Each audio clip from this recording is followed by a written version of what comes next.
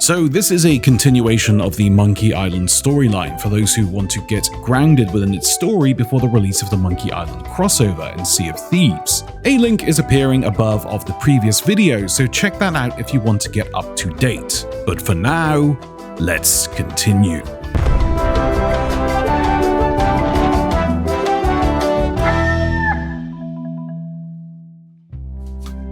Months later on Scab Island, after the apparent defeat of LeChuck, Guybrush laments his story about defeating LeChuck to other pirates who are very tired of hearing this story spout from his mouth countless times. Guybrush then leaves to continue his life as a pirate by chartering a ship in search of the mysterious and most sought-after treasure, the Big Whoop. On his way to find a ship though, Guybrush is stopped by a fearsome and, well, height-deficient pirate named Largo Legrand, who essentially goes full high school bully on him and steals all of his lunch money. After this ego-stamping, Largo announces an embargo on the land, preventing anyone from leaving Scab Island. Unable to find a ship, Guybrush searches the island and comes across another international house of mojo. Inside, he once again meets the strange voodoo lady. The voodoo lady and Guybrush devise a plan to create a voodoo doll to help fend off this Largo Legrand and lift the embargo on the island. To assemble this doll, Guybrush needs something of the thread, which happens to be a piece of Largo's clothes from the laundromat, a bra, something of the head, dandruff from his toupee, something of the body, his spit, and something of the dead from one of his ancestors. After the doll is assembled, Guybrush confronts Largo and tortures him using pins on the doll, whilst also mentioning he's no one to be tangled with as he defeated LeChuck. Largo, intrigued by the story, asks for proof. So Guybrush reveals LeChuck's beard, which he has stashed after the battle, still alive and flapping around. Largo snatches it from Guybrush and proclaims with a surviving piece of LeChuck he can resurrect him. This story is backed up by the voodoo lady, who confirms that LeChuck can indeed be revived. She then tells him that this treasure, known as the Big Whoop,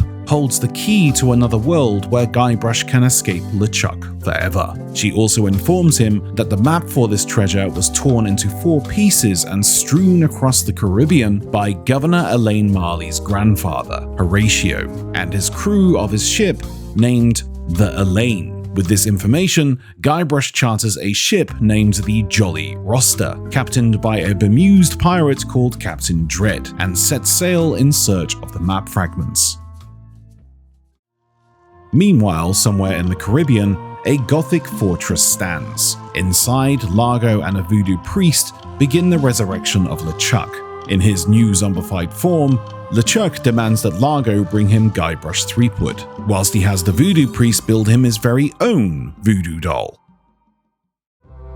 Guybrush begins his search for the map fragments, which takes him to the islands of Fat and Booty. On Booty Island, Guybrush meets a tourist guide by the name of Captain Kate Capsize. Does she look familiar to you? Who he hires to take him to his old vessel, which he previously accidentally sunk, to retrieve part of its figurehead, the head, to trade with a shopkeeper who happens to have a piece of the map, and for some odd reason really likes monkey heads.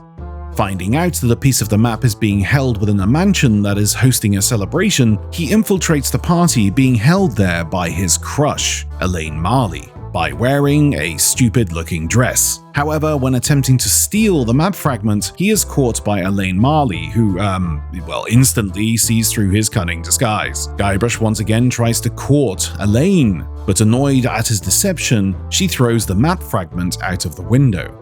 When searching for this fragment, Guybrush slips and falls, knocking him unconscious, where he has a vision about his parents, who turn into skeletons and perform a skeleton song, which Guybrush writes down the lyrics to. And then in the vision, LeChuck appears before promptly waking him up. Guybrush is then able to climb the tree and get the second map piece. Continuing his search, he travels to Fat Island, where he is imprisoned by Governor Fat, who hopes to collect a bounty placed on him by LeChuck. He's able to escape captivity by luring a guard dog with a bone. Sounds familiar. And then finds a pirate who challenges him to a drinking contest in exchange for a map piece. Guybrush cheats by switching out his drink for water, and in the process winning the contest and the map fragment. Back on Scab Island, Guybrush is able to reanimate the ashes of a cook named Rapscallion, the old cook for the Elaine, Governor Elaine's grandfather's flagship. Rapscallion reveals the location of the final map piece. Guybrush then gives the fragments to the local cartographer in exchange for a love potion. So Guybrush visits the voodoo lady in the search for this love potion. She then reveals that the cartographer has been abducted by LeChuck in his absence. So Guybrush finds an empty storage crate addressed to LeChuck's lair and infiltrates the fort.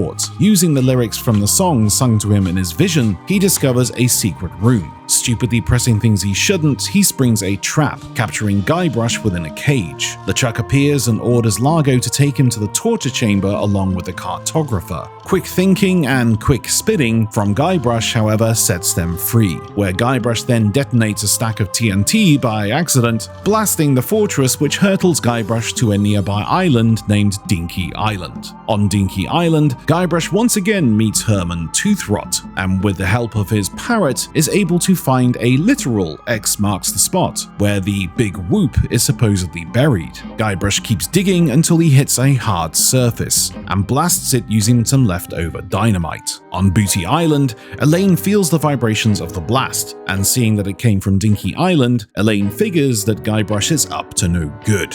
Back on Dinky Island, Guybrush attempts to grasp the treasure chest that he was after, but unfortunately is left hanging with no way to get back up. Luckily, Elaine comes to the rescue, and Guybrush explains how he came to be dangling from this rope. But before he can finish his story, the rope snaps, and he falls to the depths.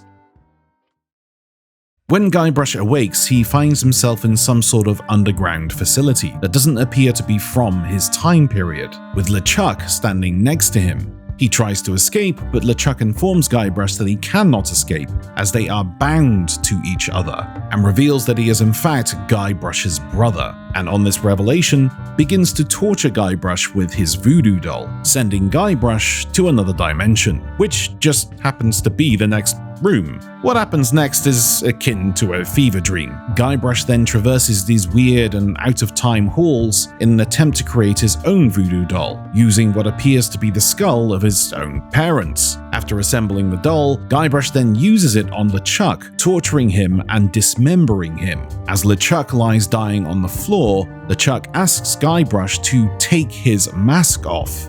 Guybrush does so and immediately recognizes his long-lost brother, Chucky, who tells Guybrush that his mother sent him to track him down. And then a strange, angry worker shows up, referring to Guybrush and LeChuck as kids, and that they are not supposed to be here. And then Guybrush and the newly named Chucky emerge as children in an amusement park, where they are reunited with their parents. As they leave, however, LeChuck stares at the screen, giving the indication that all we are seeing is not what it seems. Back on Dinky Island, Elaine stands behind the hole left by the dynamite, and remarks that she hopes LeChuck hasn't cast some kind of spell on Guybrush. And that ends the story of the second Monkey Island chapter, and as you can tell, the story's getting weirder and weirder as we go. The third and final chapter will be out very soon, so keep an eye out on socials and notifications for when it comes out. But until next time everybody, don't forget to flippy that flappy and wangle that woozha. Peace!